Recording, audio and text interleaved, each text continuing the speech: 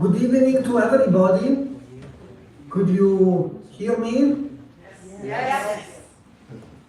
Okay, sorry that today for institutional commitment I'm in Italy, and so I have to greet the guest and host this event by outside. I hope that the connection will be okay.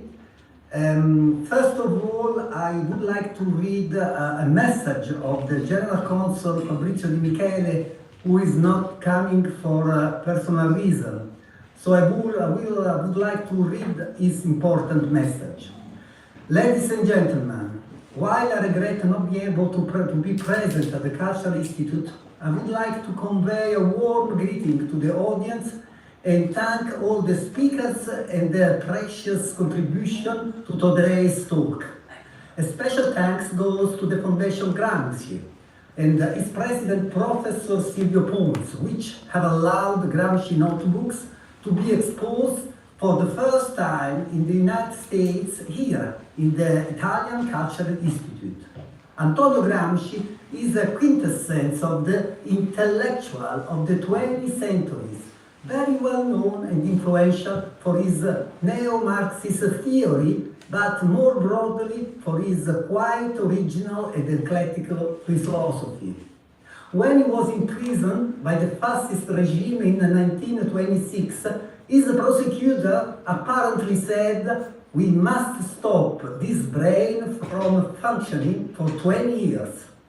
Well, what happened was exactly the opposite.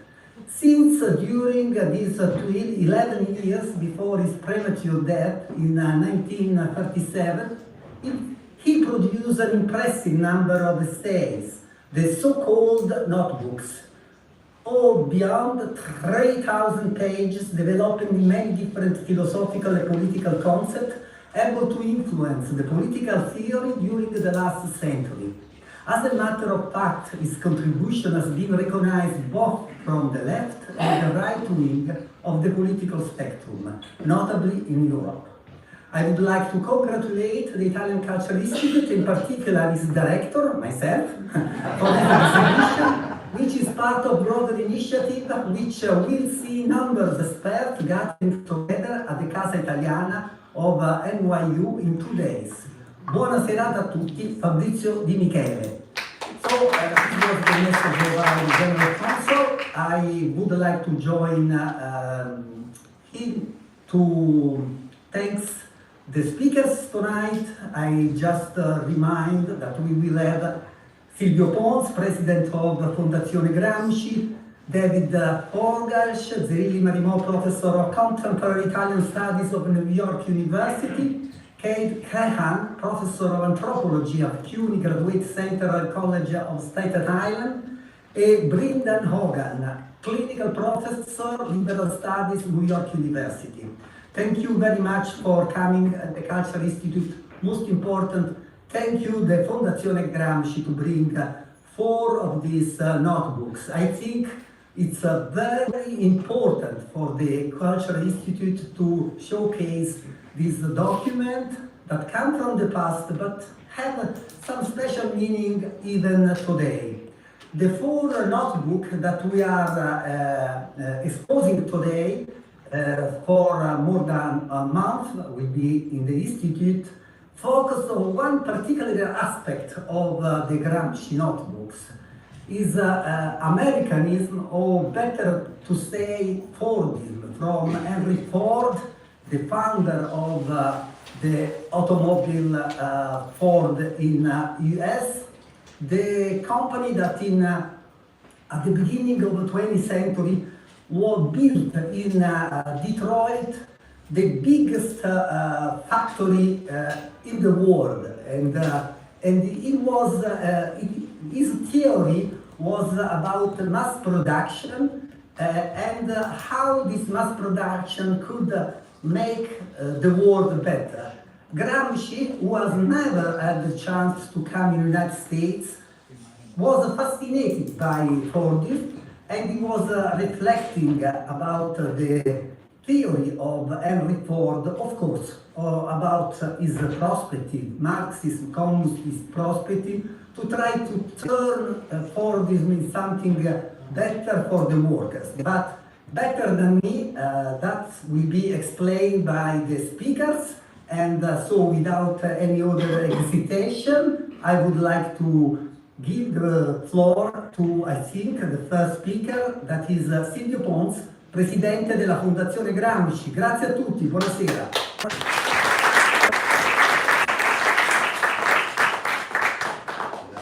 Grazie direttore, thank you so much. For the first time, the original prison notebooks of Antonio Gramsci are being exhibited outside the European continent. This is a particularly significant and meaningful occasion, and we are deeply grateful to Claudio Pagliara, the director of the Italian Cultural Institute in New York, as well as the cultural attaché and all people working in this institute for making it possible. Ideally, the exhibition we are inaugurating today represents the culmination of a series of displays held over the past decade in Italy and abroad, London and Paris, and even, let's say, Moscow. Each of these locations, for different reasons, is intertwined with Gramsci's biography or the reception of his work. In a certain sense, New York comes full circle, as they say, not only as Gramsci's reflections on Americanism are a crucial aspect of his thought, but also because his posthumous reputation has become increasingly global, due in large part to the intellectual and cultural hubs of the United States. It was in New York that the Gramsci International Bibliography, let me remind this, edited by the American historian John Campbell, was conceived and developed. Today, this monumental work includes over 23,000 titles in 41 languages. The celebrated Notebook 22, written by Gramsci in 1934 and entitled American and Fordism, is therefore symbolically the centerpiece of this exhibition. As is well known, the topic already appeared in the outline Gramsci drafted at the beginning of his first notebook, started on February 8, 1929. It became an integral part of his intellectual research program even before the Great Depression, never functioning as a mere appendix as it has sometimes been portrayed. Far from being a purely economic category, Americanism soon acquires multiple meanings in the notebooks, referring above all to the Americanization of Europe and to industrial, social, political transformations which in times of crisis take on global dimension. Gramsci developed this analytical framework to the point of forging a connection between Americanism, the so-called programmatic economies, the regulatory responses to the 1929 crisis, and the notion of passive revolution, that is, the profound transformations carried out by ruling classes in reaction to revolutionary challenges. In this light, Americanism in Notebook 22 emerges as a global and transformative phenomenon that reshapes Western societies at a molecular level. The rediscovery of this global, independent mode of thinking is one of the keys to Gramsci's posthumous renown. In this regard, one may point to a turning point that also leads us back to New York. In April 1974, the British historian Eric Hobsbawm published an essay entitled The Great Gramsci in the New York Review of Books, on the occasion of the publication of the first substantial English language anthology of writings from the prison notebooks. At last we can see Gramsci as a man of flesh and blood rather than as a ghost, Hobsbawm wrote, noting that until then the reading and knowledge of Gramsci's work had been largely confined to an Italian audience and even subjected to censorship within the communist world. We might therefore date to that moment the symbolic beginning of Gramsci's internationalization, the point at which his thought entered the broader Western intellectual sphere and even beyond that, and laid the groundwork for its even wider dissemination through the medium of English language. During that decade, translations, interpretations, and approaches to Gramsci underwent profound change, shaped above all by the cultural and political transformations brought about by the long 1968 and more generally by new awareness of global interdependence that exposed the Cold War's crisis both as a system of values and as a world order. Hobsbawm himself offered an interpretive case by emphasizing that Gramsci had been, I quote, a theorist of politics, perhaps the only one among the great Marxist thinkers who can be so described, unquote. And that it was precisely here that his originality lay. Such a reading definitively liberated Gramsci from the label of a narrowly national intellectual that had often been attached to him. Major categories of the notebooks were subjected to new readings that revealed their coherence and significance within an international framework. Today, we can say that in Gramsci's reception, the collapse of communism in Europe and Russia did not represent a genuine break. On the contrary, it was precisely after 1989 that what we may call a globalization of Gramsci took place, leading to translations of his writings into all the world's major languages and to a proliferation of studies and application of his categories across a wide range of disciplines. It has now become commonplace to see that Gramsci has become part of a landscape of global cultures. And although this reality may at times resulting from fragmentary, decontextualized readings or questionable appropriations, it nonetheless demonstrates the vitality of Gramsci's thought and compels us to reflect on the reasons for its enduring relevance. Gramsci has become a classic of 20th century political thought, and as such will inevitably be read freely in every place and at every moment. There is no need to dwell further on the notion of classic. Let me perhaps remind the words of Italo Calvino, I quote, "A classic is a work which relegates the present to the status of background noise, but which cannot do without that background noise," unquote. That background noise is also the noise of history, at least in Gramsci's case. His status as a classic does not imply the erasure of history. On the contrary, reading Gramsci requires an understanding of his historical context.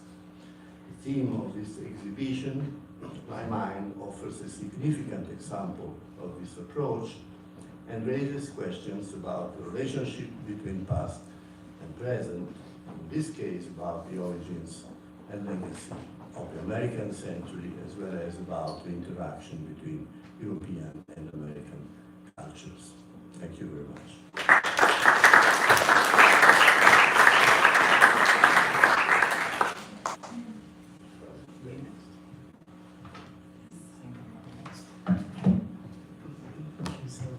So, well, I want to first thank Claudio Pagliara and the staff of the Institute for having invited us to do this panel. I want to give you all a chance to look at the exhibition, so I'll try and be succinct. But I thought my bit of this is to say something about Gramsci and his understanding of America, because he's a case of an intellectual, like many, many people in the 20th century, who imagined America and wrote about America without actually having been there. And of course, this was a time when many, many Italians, we're talking about millions of Italians, did actually move to both North and South America and made their homes there. So, and of course, many also from the region that he originally came from Sardinia. But he was not one of them. So he was somebody who had to think about America without having seen it. I would say actually that even if you did live in America in that time, you didn't necessarily know it very well. Remember, this is an age where There's not yet television, radio's in its infancy. Many people didn't read or didn't read newspapers, so many people's knowledge of where they lived was very much limited to their own hometown or their own local area, at the most their state. So in a sense, somebody who's outside America has the advantage of at least having access to printed material by other people who visited it. And I think this is essentially what Gramsci did. I just want to say there are some other notable examples of people who wrote about America, but I want to just focus this on two questions, really, or three questions. Firstly, what was the nature of Gramsci's interest in the United States? Secondly, what were his sources of information? In other words, how did an Italian in prison in the 1920s and 30s get to know about not just the outside world, but this particular piece of the outside world, which is the United States? And thirdly, what did he do with that knowledge? How did he process his understanding of the United States? And I wanted to mention that another illustrious person who wrote about America without having been there was Franz Kafka, who wrote his first book, actually, that was published, like most of his work, posthumously after he died, written in 1911, 1914. It was given this title, the America, which wasn't actually his own title, it was given it by Max Brod. But Kafka also had sources. He had these two books that were, one was published in German, the other one in Czech. I'm not seeing what you're seeing, but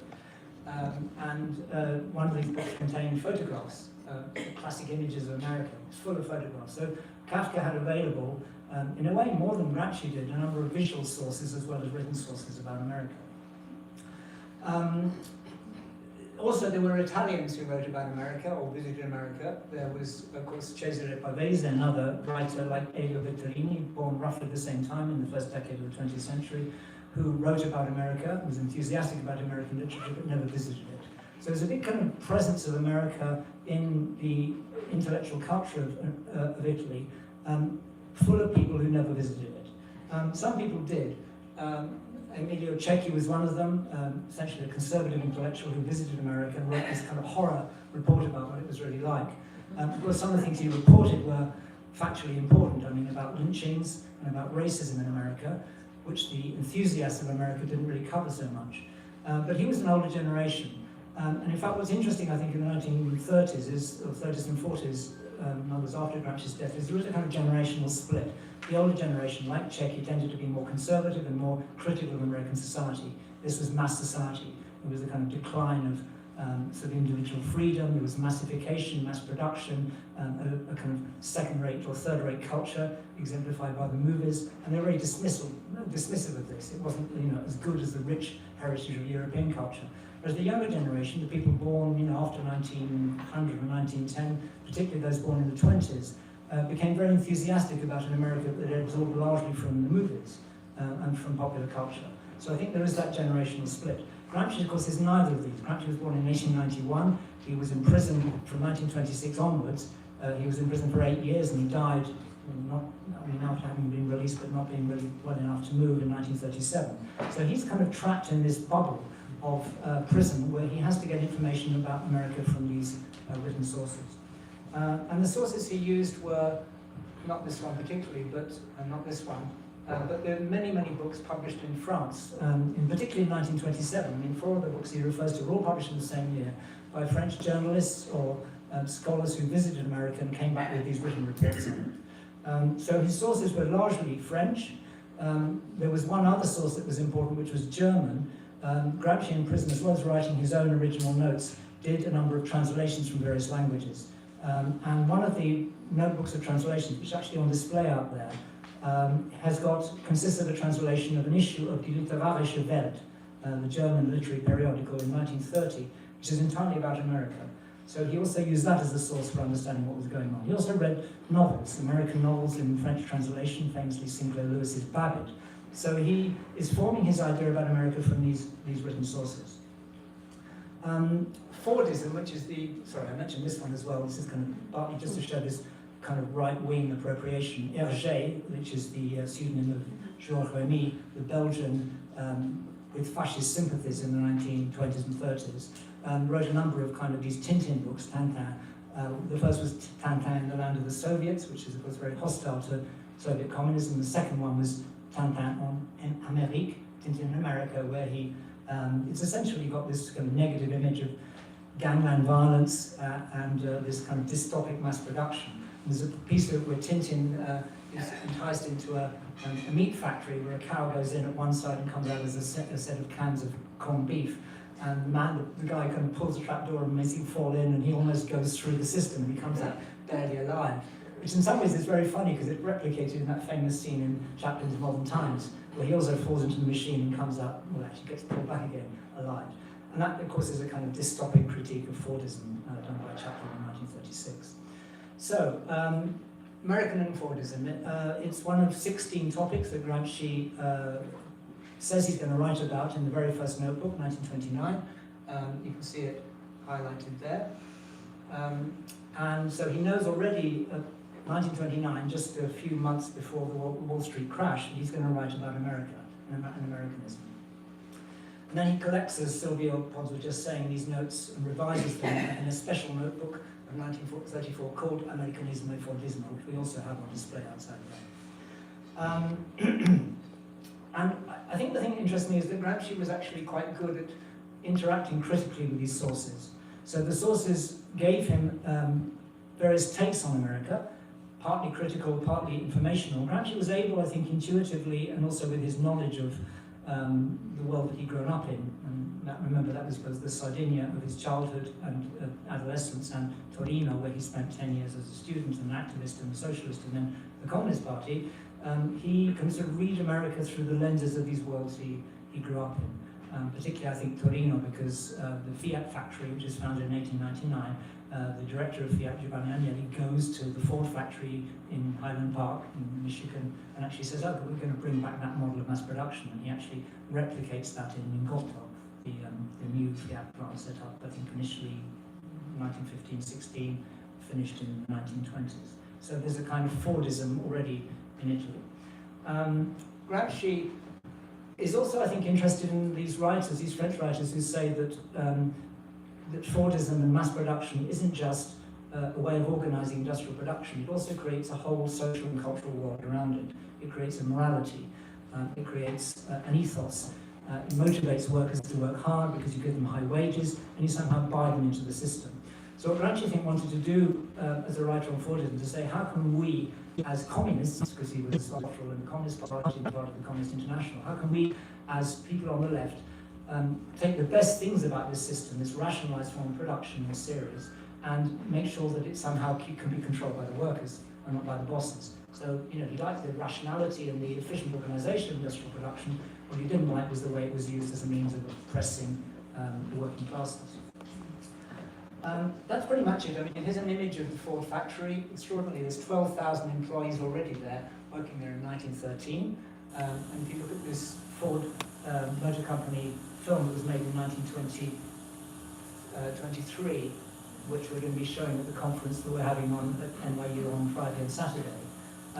You know, it's a kind of paean to the efficiency. It's obviously a propaganda film made by the company itself, showing how wonderful it is and showing the workers are, you know, dutifully doing their job, and it tells you how cars assemble on the assembly line. And as I said, I think the key thing here is that Gramsci says, how can we kind of somehow adopt this model of industrial production, but without the monotony, the degrading work, the forms of exploitation, the ruthless timekeeping of the Frederick Taylor system, known as Taylorism. How can we do that without it being oppressive to the people doing it? I wanted just to end this by saying there's a kind of last point I want to say, which is Gramsci, I think, as somebody who's grown up on the left, or I mean, as a young adult, and has spent time in Moscow. He's been involved with the communist movement. He's seen Lenin, and he is very interested, I think, in trying to undermine this myth of America as being this kind of classless utopia. Many of these visitors, commentators to the USA, these French people, said, you know, America has done this extraordinary experiment of abolishing social classes and class difference. You know, now everybody is somehow in this system. The factory workers get paid high wages. They can buy the Ford motor car that they help produce. They eat well. They're in nice apartments. You know, class divisions have disappeared. The class struggle is gone. And Gramsci knows enough about, I think, the American labor movement, also from one of his sources. There's a book by André Philippe called Le Problème ouvrier dans les États-Unis, the workers' problem in the United States. Obviously, he's not a socialist because, you know, he sees it as the problem.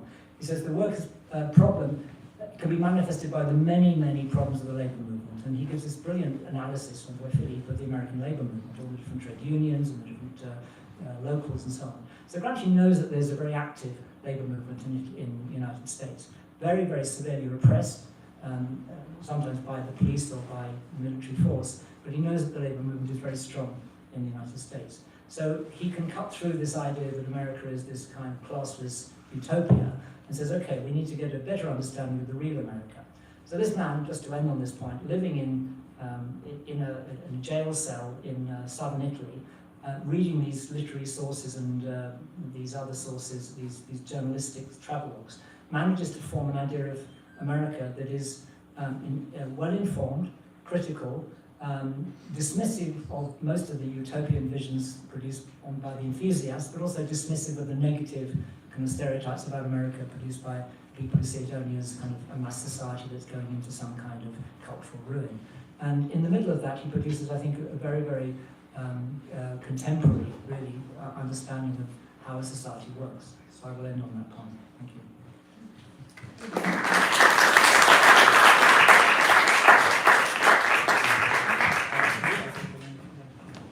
Okay, all right, well, all the sort of customary thanks, but to everybody who's organised this and for inviting me. And first, an apology to people who were at the presentation that David and I gave at the Primo Levi Centre a few days ago, because I'm going to say basically the same thing, so I do apologise. Yeah, they can, so you can go to sleep. But a shorter version anyway. Antonio Gramsci died in 1937. He did not live to see World War II, the independence of almost all the former European colonies, or the collapse of the Soviet Union. And yet, more than 80 years after his death, people still turn to his notebooks for insights into our contemporary reality. What is it that this theorist, shaped by Marx and the Marxist tradition, a tradition many now see as past its sell-by date, has to offer those looking to make sense of our 20th century world? Some of his fundamental assumptions have not worn well. His approach to history, like that of Marx, is rooted in a notion of progress. And I would say, actually, that that is linked to his interest in Americanism. I mean, like Marx, he saw the progress of history as rooted in technological process. And that's a very, very important aspect of him.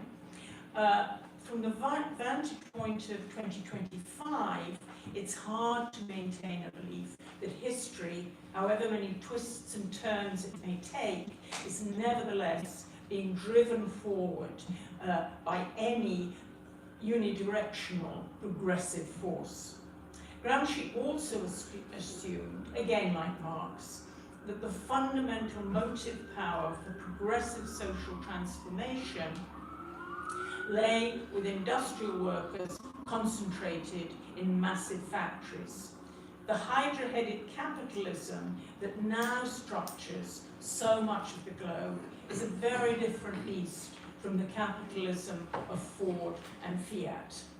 Given that our world is so different from the world that shaped Gramsci as a political thinker, why might this 20th century thinker nonetheless help us understand 21st century realities? Gramsci's thought belongs to the Marxist tradition, but his Marxism, and I think this is a key point in why he is so alive now, or his thought is so alive, but his Marxism is far from any kind of economistic reductionism. Rather, it is one that pays particular attention to the complex relationship between the basic material realities underlying a given society and that society's culture or cultures that not only mediate, but help shape those material realities.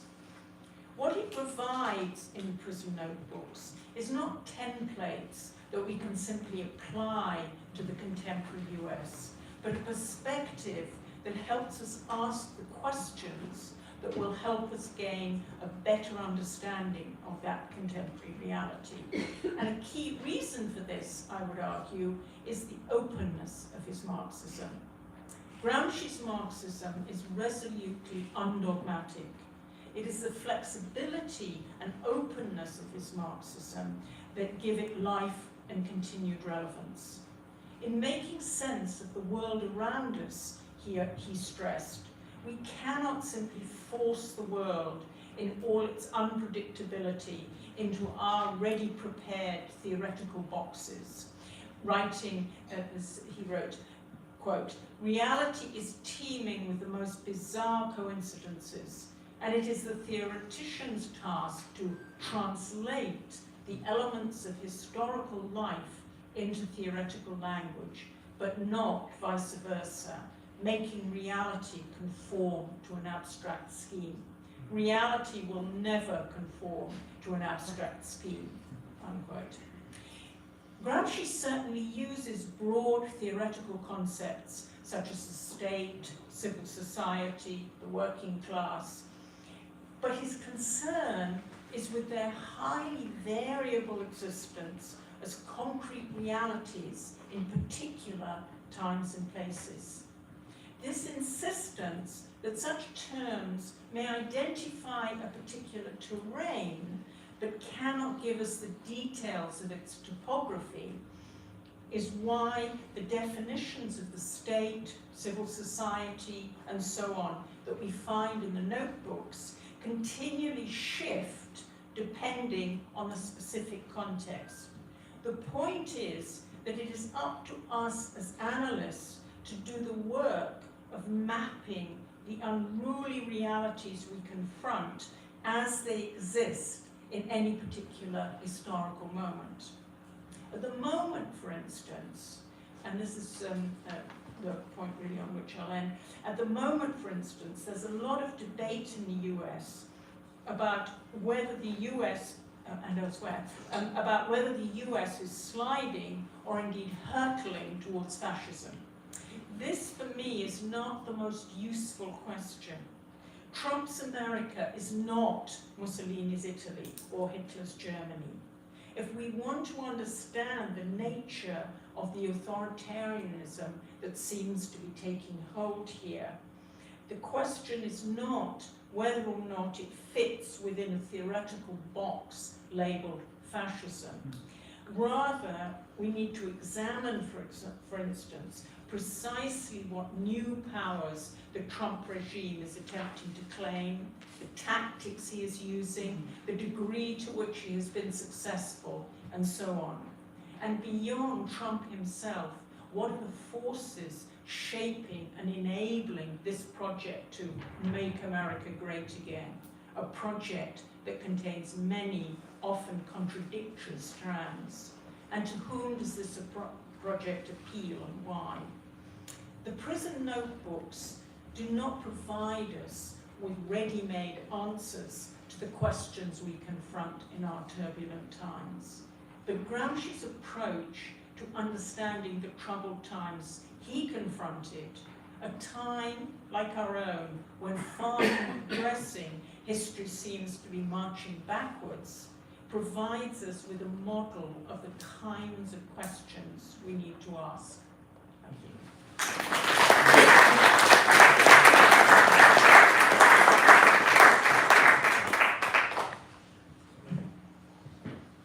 Thank you. It is a real honor for me to have been invited to briefly address you tonight here at the Italian Institute of Culture. Upon receiving the invitation to discuss Gramsci in America and my experience studying and working with Gramsci's notebooks, I had an immediate flashback to the year I was fortunate enough to live and teach in Italy. Granted, the current confines of New York University in Firenze at the Villa La Pietra are some distance from the factory floors of Torino in the 1920s, not to say the home Gramsci returned to in Galarza each summer until his early 20s. Nonetheless, each time I've had the occasion to reflect on my time in Italy, a bittersweet feeling pervades. Sweet at the memory of the overwhelming cultural treasures and history that surround one, the people, and especially the youth and students, absorbing their inheritance and finding new ways to create and define their culture and their world. A bit bitter at the fact that I am still not there. Though living in New York offers its own consolation, itself a bittersweet city if ever there was one.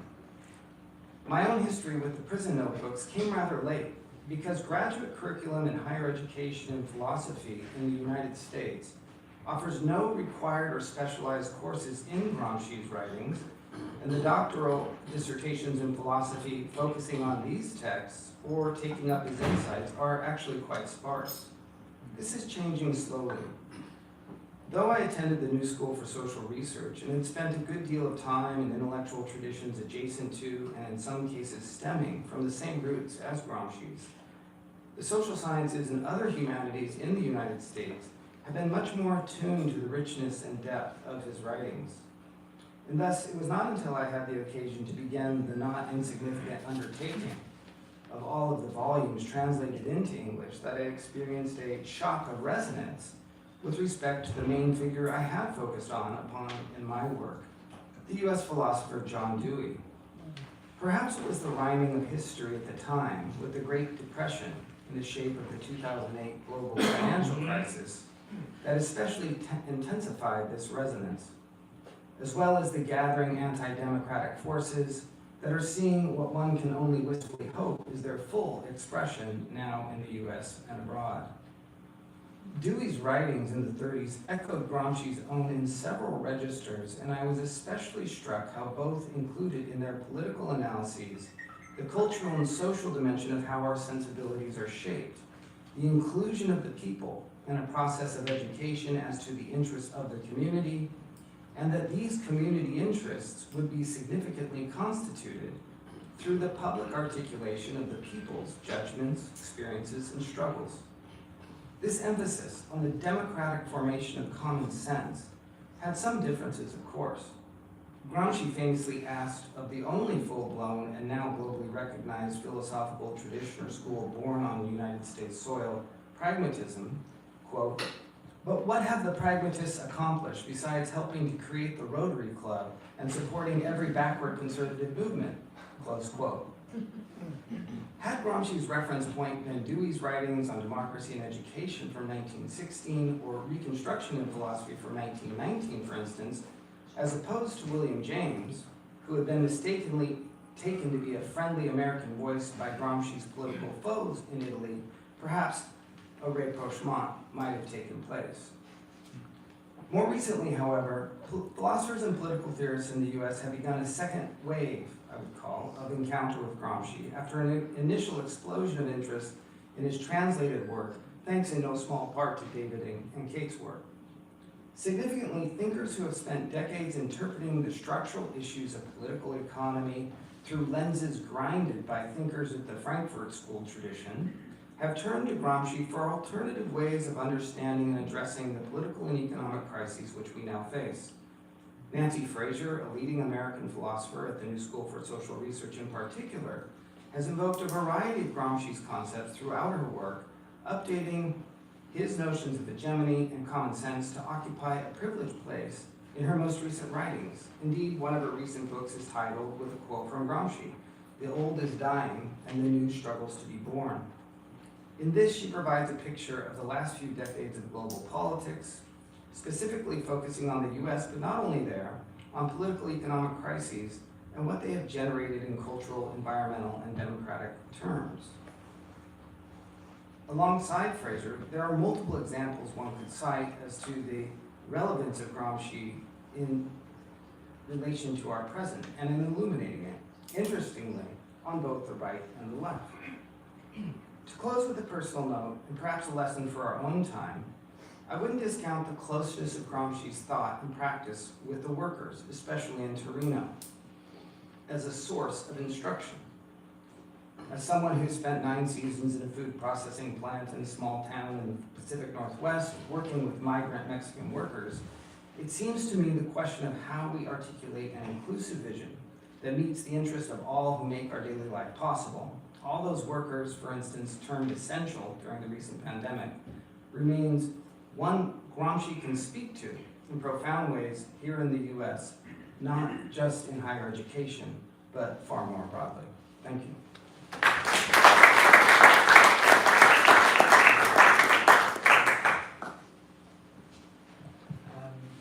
I think that's it for the speeches. You can go and look at the exhibition now. I just wanted to say before we finish that there is a conference taking place on Friday and Saturday this week at NYU, where Brendan and I both teach.